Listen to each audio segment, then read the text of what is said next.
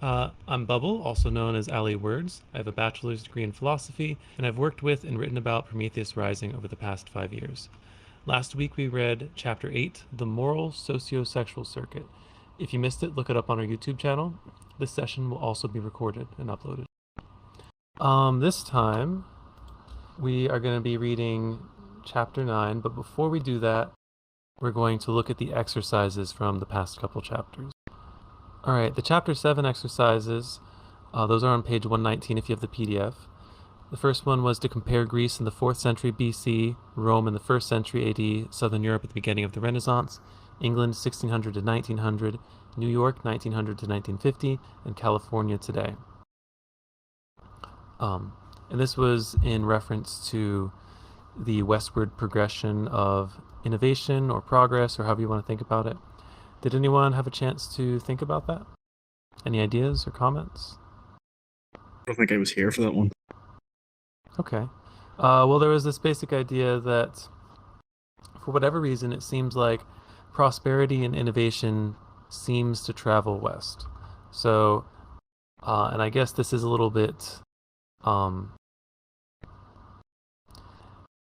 me, this seems a little bit Eurocentric, but he's starting out with Greece in the 4th century BC, and he's suggesting that at least if you start from Greece, a lot of the cultural innovation that came from Greece moved into Rome, into Italy, and then from there it started to move into Southern Europe, where you have a lot of the Renaissance going on, and eventually it moves westward all the way to New York City in America, and then at the time of writing he suggested that it had moved to California.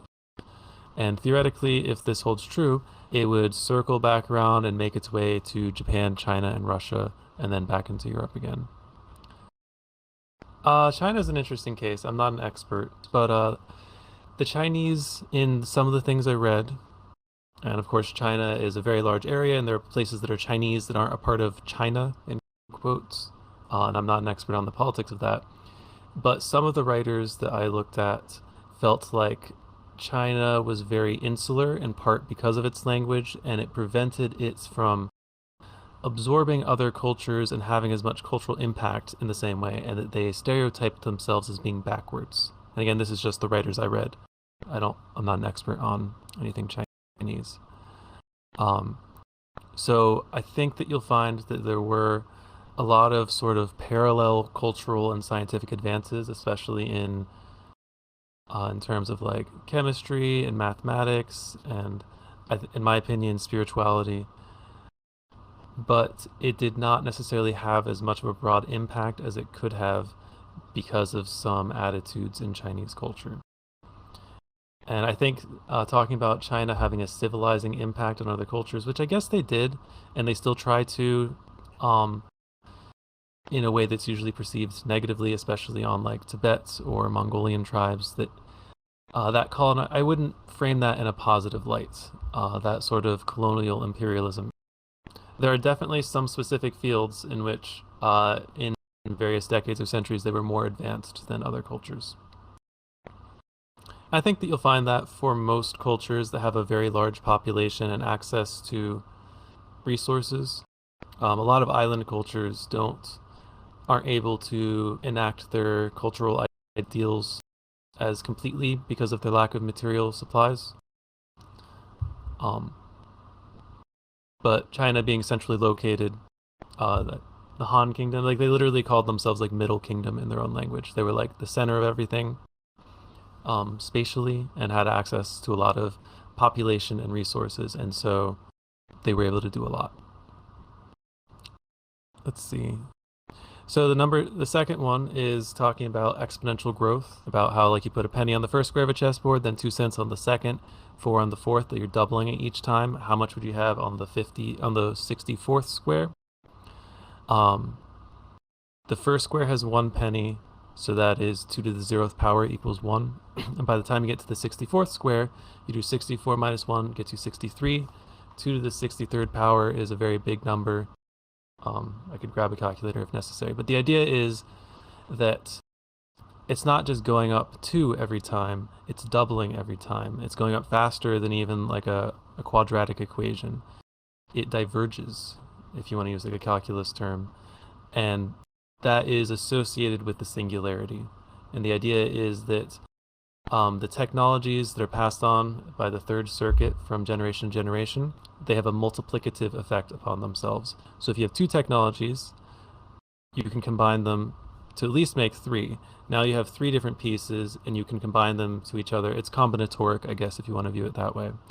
But if every generation comes up with new things, multiply one new invention by all of the other inventions that are already out there, and then that's how many you come up with each time. So if no information is lost, things grow at an exponential or perhaps even greater rate. I guess that might be factorial. I don't know. The exact method doesn't matter. Okay.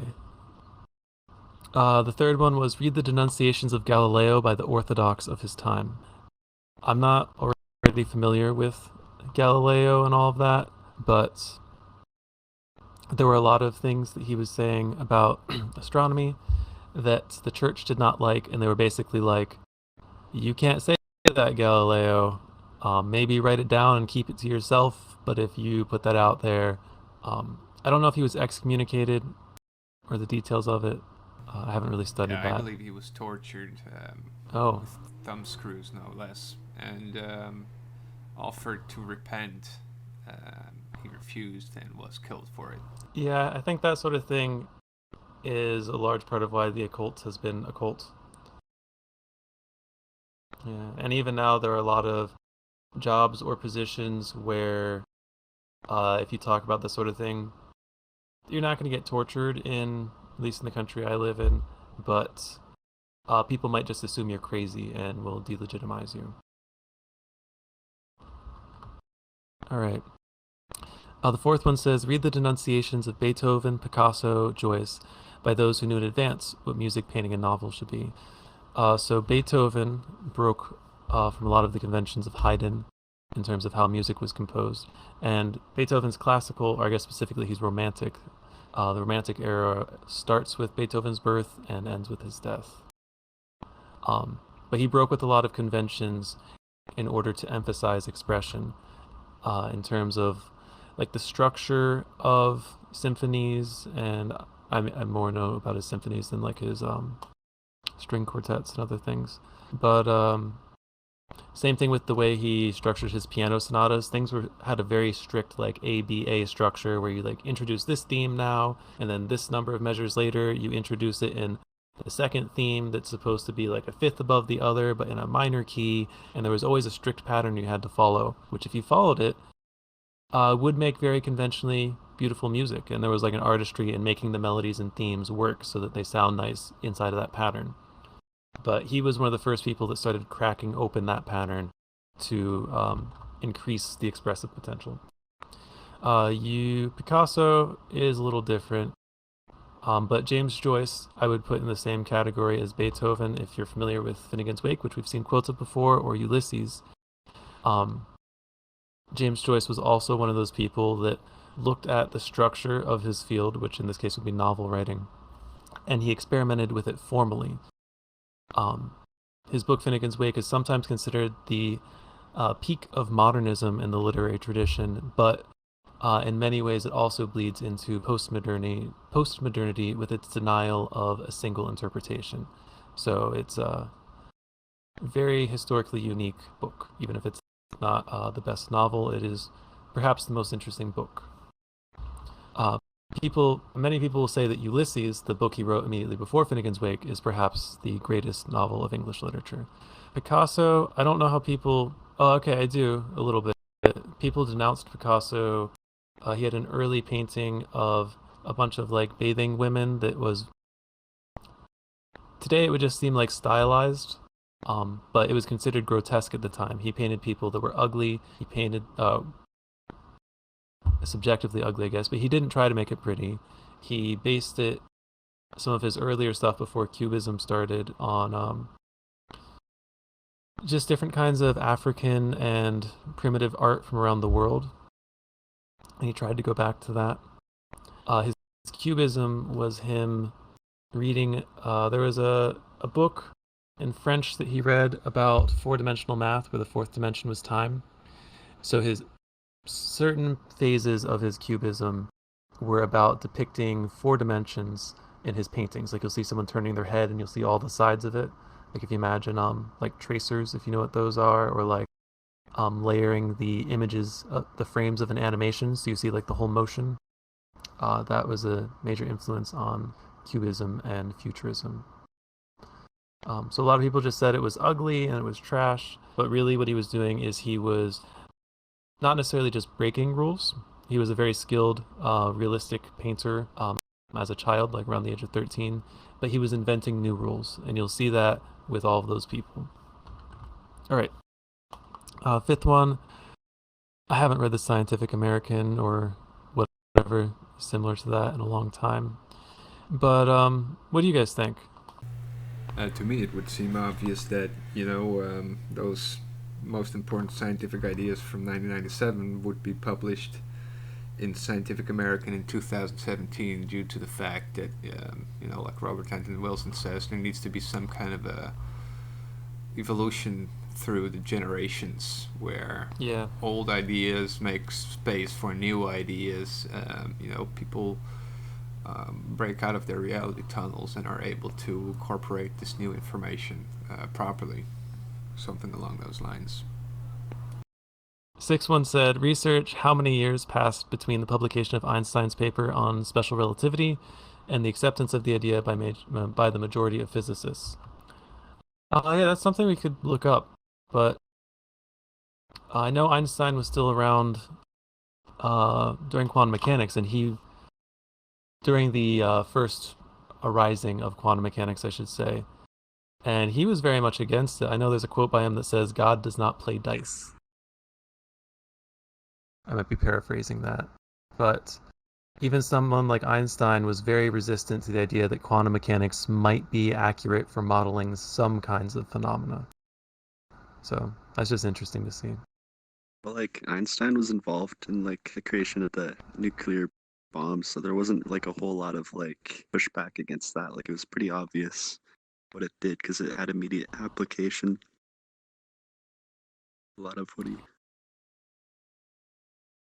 some of his early ideas with special relativity, I know it took a while for people to either understand or agree with. But I'm not an expert on physics. It's not something I've read a whole lot about. I think just because like it was wartime came up, people had to accept it. Like it was those times.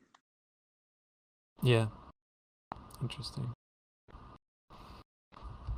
All right. Well, that's those exercises. Are there any more questions or comments on those exercises? Scrolling down to the next batch that starts on page 146. Third one says, imagine that you are Reverend Jerry Falwell. Explain to an imaginary homosexual why his sexual imprint is sinful and should be changed at once. Include instructions on how to change it. I've certainly thought about this. Like if you just think about it from a maybe sort of like a Darwinist perspective. If you are homosexual and you're not going to actually take a partner of the opposite sex, you're not producing children. You're not raising people within the cultural patterns in a way that reinforces the strength of the society around you. By being an active homosexual, you could say, obviously I don't agree with this, you're weakening, you're just weakening the culture around you. If you think about it that way. Personally, I'm non-binary, so it's definitely not my cup of tea, but a lot of people feel that way. That you're like a bad influence on people, you're teaching people to be hedonistic instead of using sex for procreative purposes and raising children to structure their lives in a way that reinforces and makes the world around them stronger. If you understand a person's axioms and you can argue logically from them, most people are reasonably logical, and when you disagree with them, unless they are actually, reasoning incorrectly, the reason you disagree with them is probably that you have different values, different axioms, or you rank their importance differently. So, for instance, with my mock reverend, whoever that was, I don't necessarily think strengthening the culture around you in all ways is good. I don't think that everyone in a culture has to be focused on producing more children. One of the more evolutionary arguments for the existence of homosexuals is that maybe not everyone should reproduce. Some people can just help out in other ways, such as just being additional labor or taking on tasks. Like a lot of academic people tend to not focus on having children, or sometimes more spiritual people do. There's certain things that take up so much time and energy that if you do them, you probably don't have enough time and energy left to focus on raising children well. So there are many reasons why homosexuality shows up throughout the animal kingdom. But, all right, and then important is include instructions on how to change it. And this will be a theme in the chapter we're going to talk about next, which is how do you actually re-imprint yourself? And there are many different strategies. It's a lot easier to create new imprints than it is to weaken old ones. I know that there's the MDMA research that's on PTSD for soldiers, like soldiers who have been traumatized in warfare or whatever. What they do is they give the soldier ecstasy. Well, ecstasy is a general term, but MDMA, if people aren't totally familiar with it, which is very euphoric. It makes you very happy and open and loving about pretty much everything. And then while under the influence of this drug, they have the soldiers relive whatever their most traumatic experiences were to talk about it. The idea is that by reliving those traumatic experiences while under the influence of MDMA, you can re-imprint it. You can reassociate whatever those ideas and experiences are with new sensations and moods and ideas. So you can't really delete the experience out of your brain without something that I wouldn't know about, but you can change the way you feel about it and act towards it, react to it. The fourth one says, imagine that you are a gay man or a lesbian. Explains Reverend Falwell why you will not or cannot change your sexual imprint to please him. From my perspective, it doesn't make sense to just totally change who you are and what you value to make someone else happy. Maybe change who and what you are for an ethical reason that will eventually make other people happy. But if the reason is just to please other people, from my perspective, that doesn't seem like a very good reason to change yourself. What do you all think? What do you think good reasons are to change? I would still argue that it's more of a modification. And like, let's just say, take a given desire or fear. What you're doing is you're increasing your awareness so that, well, I guess like the first stage would just be becoming aware of when you're already in that state. And then what you do is you decide to do something else, and hopefully it replaces it or changes it in some way. So you're creating a new habit by having awareness of when you're already in the state, then you do something else. You get a little bit more aware, and then you start becoming aware of when are you just about to enter that state. And then instead of entering that state, you're training yourself to do something else. You get a little bit more aware, and you become aware of, okay, now I'm in a position where I'm about to enter the state that comes before the desire or fear, whatever it is. And you can keep moving it backwards more and more as you become aware of how all of the subtle decisions that you make in your life, even the way that you walk or you breathe or you look at things or just what you do on your phone, they create like these branching trees. It's more like clouds, is the way I visualize it. And you can, as you become more aware, you're able to move further back up into those narrowing clouds and influence the directions that they flow. But it's not actually removing it, it's just becoming aware of so far in advance that you don't cause yourself to get to the stimuli or whatever you want to call it that causes whatever it is you're trying to remove. But honestly, this is almost like a semantics thing at this point. Like mental positioning. Okay. Normally I would do a short summary of Chapter 8 just so that we remember roughly where we're at. Chapter 8 was about, let me get to the very top, the moral sexual circuit. Let me make sure I'm saying it right. The moral socio-sexual circuit. And the way I would summarize it at the moment anyways is that each of the circuits has a tendency to be involved in controlling the circuits that come before it. So the fourth circuit imposes taboos and moral restrictions to influence or control the third circuit, which controls what information is transmitted generation to generation. The third circuit doesn't involve that moral justification. It's more like, how effective are you at transmitting information and manipulating symbols? And perhaps, according to the fourth circuit thinking, there are certain kinds of information that maybe should not be transmitted, or should be transmitted only in certain ways at certain times, certain contexts. Yeah. That's the good 3-sentence summary. It talks about how there are different taboos in different cultures, and that the main thing that's common among all cultures regarding morality is that there are some taboos. And I think that's a pretty decent quick summary of it. Alright, we'll start the chapter 9 now. That is on page 149. Let me make sure I got the right slide up. Oh, yep. Alright, chapter 9, Mindwashing and Brain Programming. And we have a quote from Sir Arthur Eddington, Space-Time and Gravitation. We have certain preconceived notions about location in space, which have come down to us from ape-like ancestors. And then we have an image here. Looks like we have a couple of scientists that are experimenting on someone. There's a machine that's labeled Acme Education Model, InstaLearn. As soon as you're ready, I've drilled another. So it looks like they're drilling holes in his head to download information into his brain. And he says, holy shit, I'm a PhD. It's kind of reminiscent of The Matrix, if any of you have seen that, which I guess came significantly after this.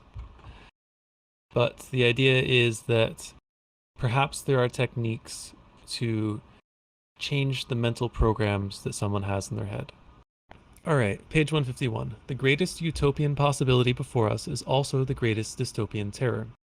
We are learning more and more about the pragmatics of brain change, how to alter anybody's brain so as to set them in a totally new reality. Visions of 1984 and Brave New World lurk in this very concept, but we are also learning how to change our own brains, learning to use them for fun and profit rather than for misery and robothood. Visions of superhumanity are implicit in any perception of what this means. The brain can be tuned, like a TV, to turn off any channel and to bring in a new channel. This is what the veterans of the 1960s, 1970s neurological revolution knew. Or no. This is the major threat and the major promise of our time. Consider the alternatives. Cyanide and synchronicity. In November 1978, I was in Seattle to see the 10-hour play, which Ken Campbell had made out of the 3 Illuminatus novels by Bob Shea and myself. In the course of the drama came a scene Shea and I had almost forgotten writing in the 7 years since the books were finished, in 1971. This scene concerned a lunatic messiah who orders 3,300 of his robot disciples to commit suicide by drinking cyanide. The mindless automatons obey, and each drinks his cyanide cocktail. Shea and I had written that bizarre sequence to illustrate the extremes to which brainwashing can go. We both regarded it as an extravagant fancy for satirical purposes, an exaggeration of our serious theme. Yet, while the actors on the stage were depicting this fantasy, every TV and newspaper in the land was discussing the exact same species of mass zombie behavior. Our fictional maniac guru was Adolf Hitler. In November 1978, while our play was being performed, another maniac guru, Jim Jones, had played the whole sequence out in reality. In Guyana, he had ordered 900 of his robots to drink cyanide, and they had all obeyed. It was particularly interesting to me that Jones had staged his Götterdämmerung while our play was having its American premiere. It was even more interesting that the tool of mass suicide in our fiction and in Jones's reality had been cyanide. Carl Jung, the psychologist, and Wolfgang Pauli Carl Jung, the psychologist, and Wolfgang Pauli, the physicist, had a name for peculiar coincidences of that order of eeriness. They called them synchronicities, and said that they represented an acausal and or holistic principle in nature that acts outside the linear past, present, future of Newtonian time. Pauli, like most quantum physicists, was aware that subatomic events cannot be understood in Newtonian terms and must require some sort of acausality, indeterminism, or holism, superdeterminism, to explain them. In either case, the distinction between observer and observed breaks down. About that more later. Jung, in turn, had observed that such synchronicities, weird coincidences, tend to occur when certain deep structures in the psyche are activated. He assumed that these structures were at what he called the psychoid level, below the collective unconscious, where mind and matter are not yet distinct, the quantum foam out of which matter and form and consciousness hierarchically emerge. Wait, it gets weirder. Heiress to bank robber. When Patty Hearst was kidnapped by the Symbionese Liberation Army on February 4th, 1974, she was a normal young heiress. She was attending a normal college, had a normal live-in boyfriend, and smoked a normal amount of weed for a young heiress of that time. 57 days later, she had become a new person with a new name, Tanaya, and was living in a new reality tunnel. Where Patty had been heterosexual, Tanaya was bisexual. Where Patty had largely accepted the Hearst family reality tunnel, with only a few liberal modifications typical of her age group, Tanaya was a violent and fanatic revolutionary. Where Patty had been respectful to her parents, Tanaya denounced them as corporate liars and castigated them as being involved in a capitalist plot to murder the poor people of the U.S. down to the last man, woman, and child. Where Patty had been nice. Where Patty had been nice and polite and certainly non-violent, Tanaya had her photo taken holding a Tommy gun and assisted in at least one bank robbery and perhaps other felonies. What had happened? When Patty Tanaya was captured and brought to trial, the defense claimed that she had been brainwashed. The jury either did not understand or did not believe this. They sentenced Patty to prison for the crimes that Tanaya had committed. Debate about this continues to the present. Some people think Miss Hearst was responsible, in quotes, for the consciousness change she underwent while held captive by the SLA, and others are just as sure that she was not responsible, again in quotes. Leaving metaphysical questions of responsibility aside for a moment, it seems obvious that a young lady of Hearst's class and background would almost certainly not have to have taken up bank robbing if she had not first been kidnapped and incorporated by the SLA. Since the SLA called itself an army, let us compare it to an army. This may prove illuminating. One does not get kidnapped into the army the way Hearst got kidnapped into the SLA, but the process is not entirely dissimilar. U.S. Army recruiters do not break into a young man's house in the middle of the night with guns, as the SLA did with Patty. They simply send the young man a notice in the mail. Nonetheless, coercion is there. The young draftee knows that if he ignores the letter, government agents will be around to seize his body in a short while, unless he flees the country. He will then either go into the army or into jail. Thus, whether we are speaking about the SL Army or the U.S. Army, the subject is reduced to infantile helplessness. Other people are deciding what is to be done to his or her body. One is pushed to the neonate position of being 1 foot high in a 6 foot tall world, as it were. Like the small child, one is learning that the first rule of survival is to obey. Most people, except nudists, are shy about appearing naked in public, and this is the most common of all nightmares. There I was with no clothes on. Joyce made this the central incident in the dream that is all dreams, Finnegan's Wake. The first step in leaving the civilian reality tunnel and being initiated into the army reality tunnel is the physical examination, in which the subject is stripped naked and made to march around a large building with other naked victims, while the fully clothed army personnel give the briefest possible orders. Stand up, sit down, go there, come back here. The Masonic initiation, which only removes part of the clothing of the subject, is a milder version of the stripping away of previously secure social parameters. What is really being stripped away is more subtle. It is the whole social system in which one has lived before being snatched by a U.S. US or an SL army. When the doctor tells the naked draftee, bend over, spread your cheeks, so-called normal reality has ended as totally as if the victim had been incorporated into a surrealist movie. If an employer becomes too obnoxious, one can always find a new job. You cannot walk out of the US or SL army because acute First Circuit helplessness is being imprinted. When the Russian mathematician Uspensky was first studying with Gurdjieff, he had great trouble understanding Gurdjieff's insistence that most people are machines and totally unaware of the objective world around them. Then one day, after World War I had begun, Uspensky saw a truck full of artificial legs. These artificial legs were being sent to the frontline hospitals for soldiers whose legs had not even been blown off yet, but whose legs would be blown off. The prediction that these legs would be blown off was so certain that the artificial legs were already on their way to replace the natural legs. The prediction was based on the mathematical certainty that millions of young men would march to the front and be maimed and murdered as mindlessly as cattle marching into a slaughterhouse. In a flash, Uspensky understood the mechanical nature of ordinary human consciousness. I can't get out. My horns won't fit through the door.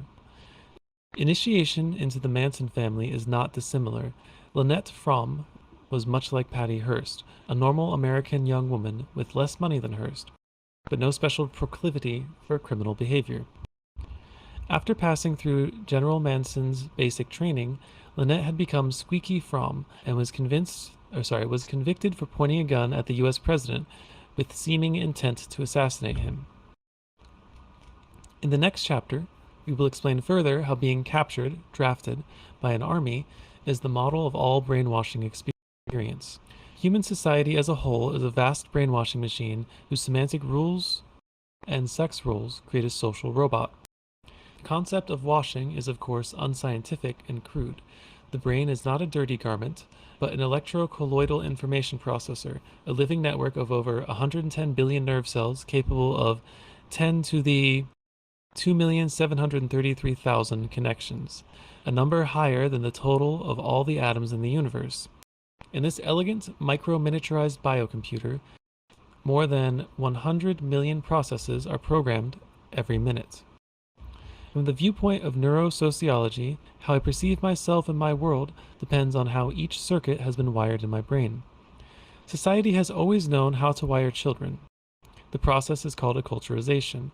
It explains why children of Catholics tend to become Catholics, children of Samoans fit into Samoan society, children of communists become good little communists. Each generation brainwashes the next. Christianity, Buddhism, and Islam, between them, are the most potent brain programming institutions on this planet. Approximately half the art and philosophy of the human race, the architecture, the music, the paintings, the literature, the educational ideals, the great ideals in quotes, has been influenced by and or nurtured by these three great systems of theology. This is not to denigrate the contributions of Confucianism, Judaism, Hinduism, modern science, etc., but merely to emphasize the extent to which the higher civilizations have been shaped by the four creators of these three omni-religions, Buddha, Muhammad, Jesus, and St. Paul. What did these four men have in common? As Aleister Crowley points out, no point of doctrine, no point of ethics, no theory of a hereafter do they share, and yet in the history of their lives we find one identity amid many diversities. Buddha was an ordinary Hindu nobleman, and then he experienced a rapid brain change, after which he became a great teacher. Teacher is capitalized. Muhammad was a humble camel driver with no sign of exceptional intelligence or ambition, and then he experienced a rapid brain change, after which he became teacher, conqueror, lawmaker, and prophet.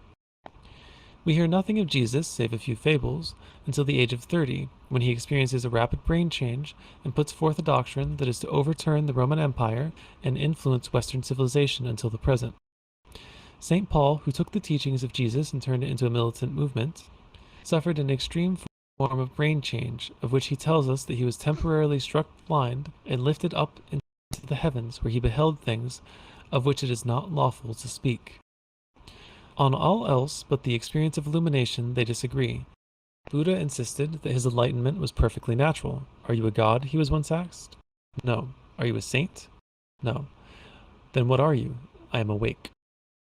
Muhammad informs us that he spoke to the angel Gabriel, Jesus that the Father which is in heaven spoke through him, and St. Paul that he saw the lights and wonders above mentioned.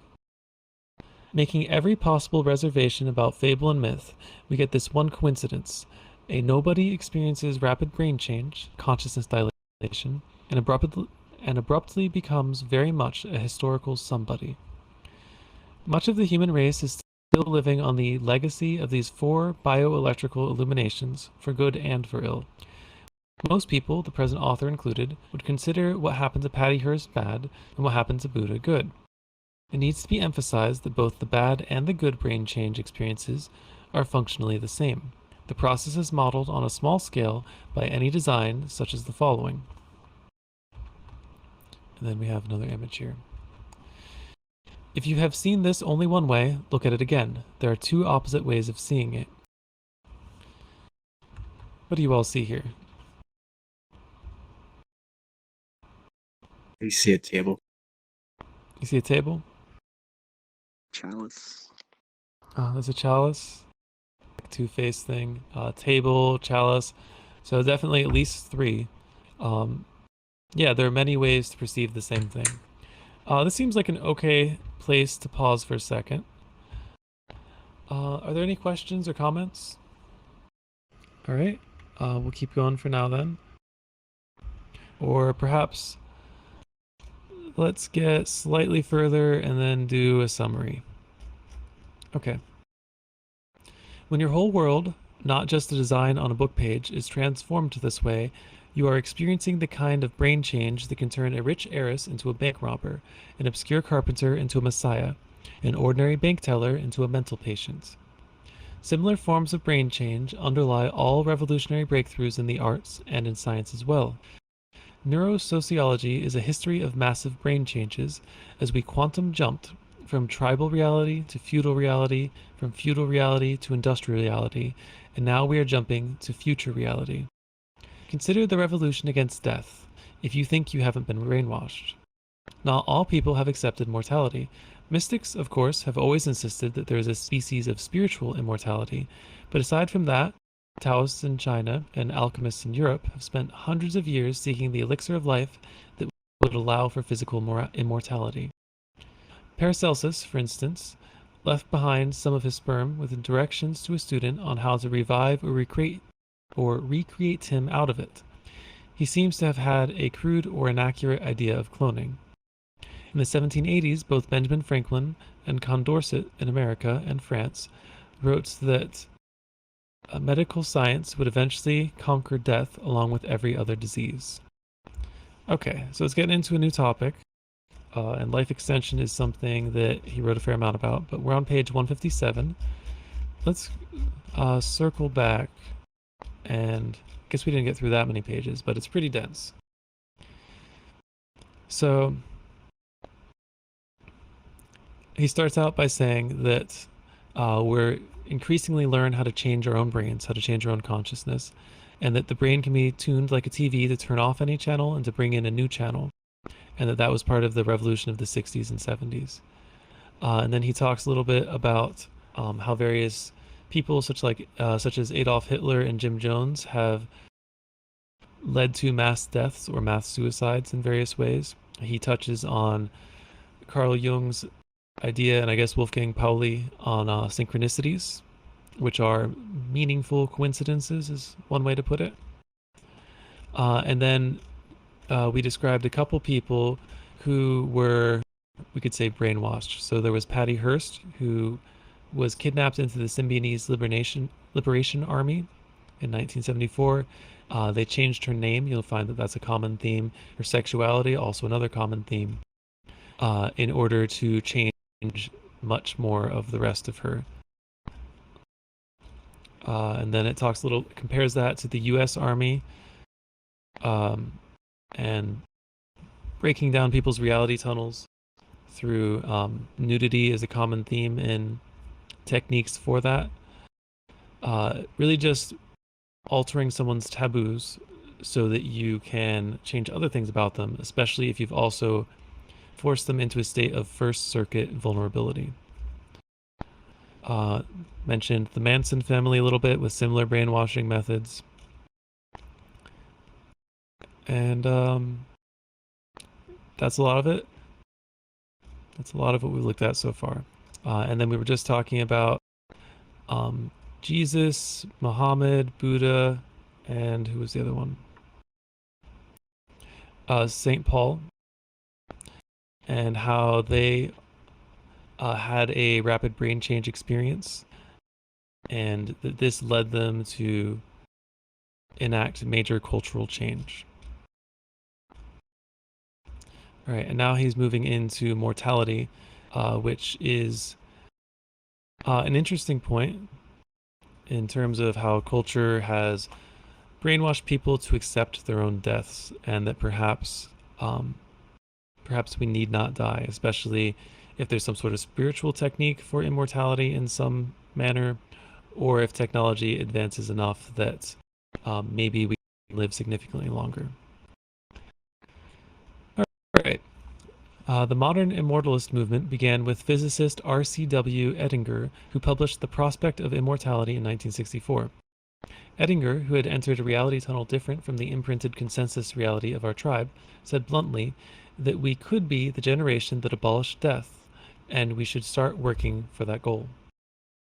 Since then, research on life extension and longevity has quantum jumped rapidly. Numerous books have come forth carrying the same basic message as Edinger's.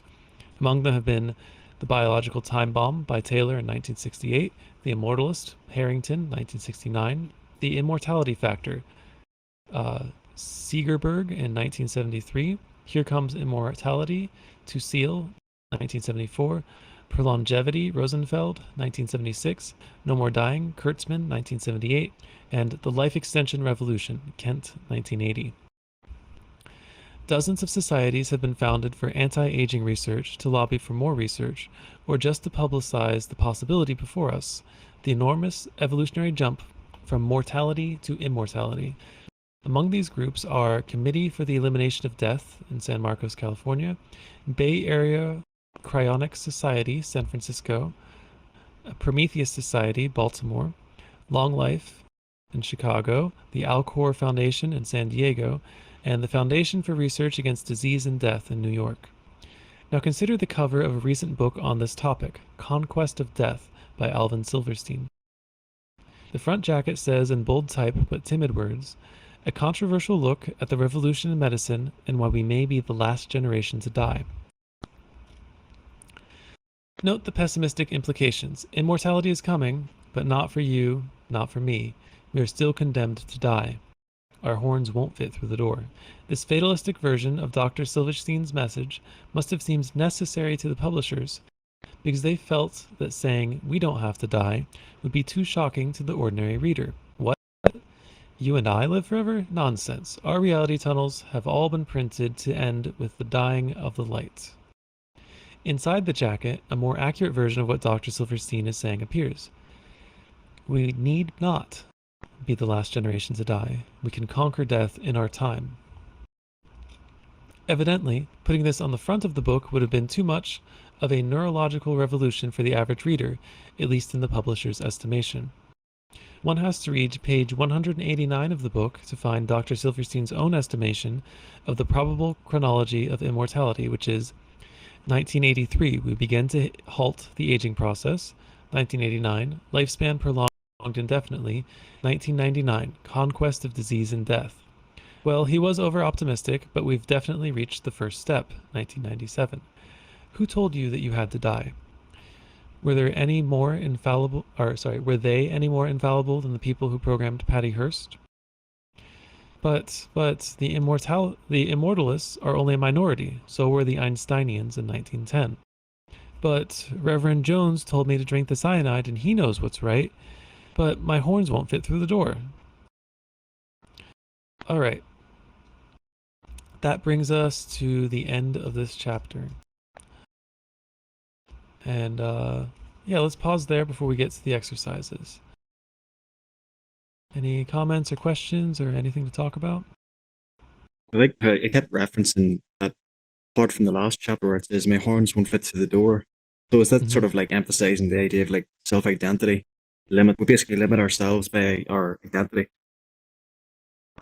Yes, I definitely think that is one way to interpret it. A lot of the Zen type stories have many ways they could be interpreted. I think it was the monk, wasn't it, who focused on like just focused on an ox, and then when it was time to get out, that says my horns won't fit through the door. Was that in the last chapter, or was that just that's what I meant. Like kept referring to that. I assumed it was talking about identity and like as you were saying, who told us that we have to die? And I don't know. I see how it connects. Yeah, absolutely.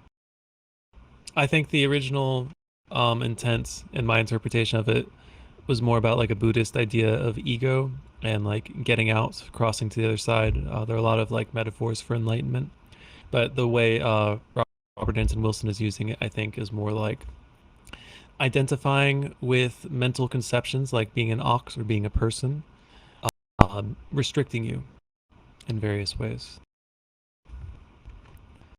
Okay, that's cool. Any other comments or questions? Okay, we'll take a look at the exercises and then we'll wrap it up. All right, the first exercise. Imagine yourself into the reality tunnel of the far-right group known as the John Birch Society.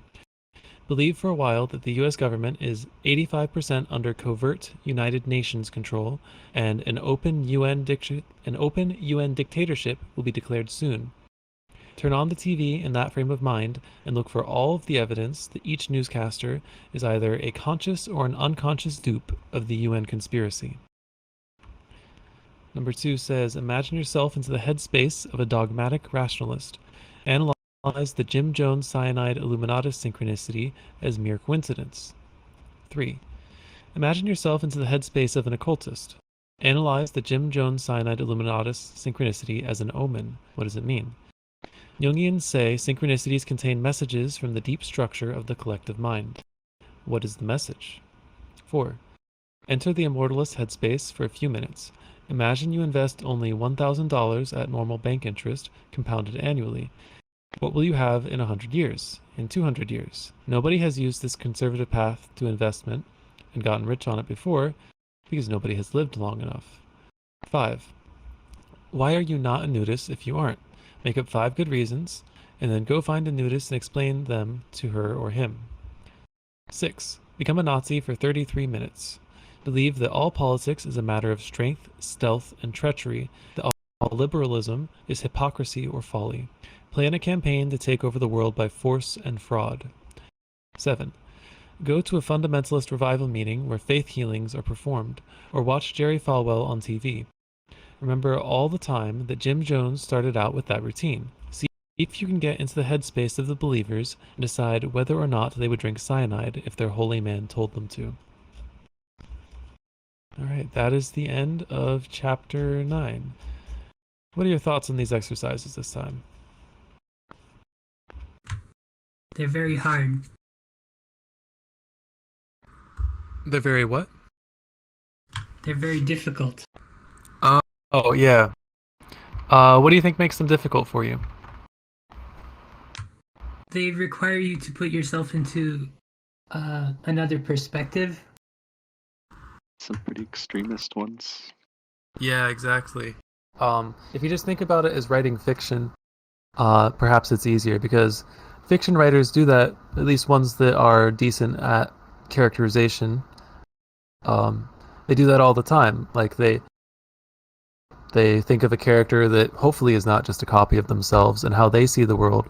And a lot of writers try to show that person's flaws and how they see the world and hopefully how they change themselves through the course of the story so they're not like a static character. Or someone has to write villains too. How do you write a convincing villain that isn't just comically evil? There's always a motivation even for things that are very unpleasant or awful. I have a question. Yeah. Where did that come from? What you just said about the comic villain? I feel like there's a term probably on TV trope somewhere. Maybe it's affably evil or something. I don't know. But just think of like a really bad cartoon or comic. Maybe not even bad. Like the art and action might be great, but like the plot is just whatever. The characters are two-dimensional is a term people use. And they're just evil just because. But if you're interested in that sort of thing, the website TV Tropes has a lot of like cliches and themes you can click through. All right. Yeah, a friend of mine actually mentioned that to me before, so I was quite surprised when you said that. He said that in order to hate somebody, you have to have like a cartoon villain version of them in your mind. Yeah, you have to dehumanize them in a way. They become an object. Yeah. Creative writing is definitely a consciousness-altering exercise. And I believe it was Crowley who said that, I'm probably going to get this wrong or paraphrase, but he heavily identified the occultist and the writer together. Yeah. That may have just been his own leanings, of course. But yeah, being a writer definitely involves taking on other perspectives and ways of seeing the world. All right. Well, thank you for coming to today's session. A recording will be up on YouTube in the coming days. Please join us again next week, same day and time. You can follow what I do outside of VRChat over at my Linktree. That's linktree/elephantwords, linktr.ee/elephantwords. If you haven't already, join the VRM Discord. There's a URL in the lobby. And please consider supporting VRM by donating, supporting on Patreon, or becoming a volunteer. More information at vrmystery.school/support. This is the end of today's session, but feel free to mingle in the lounge.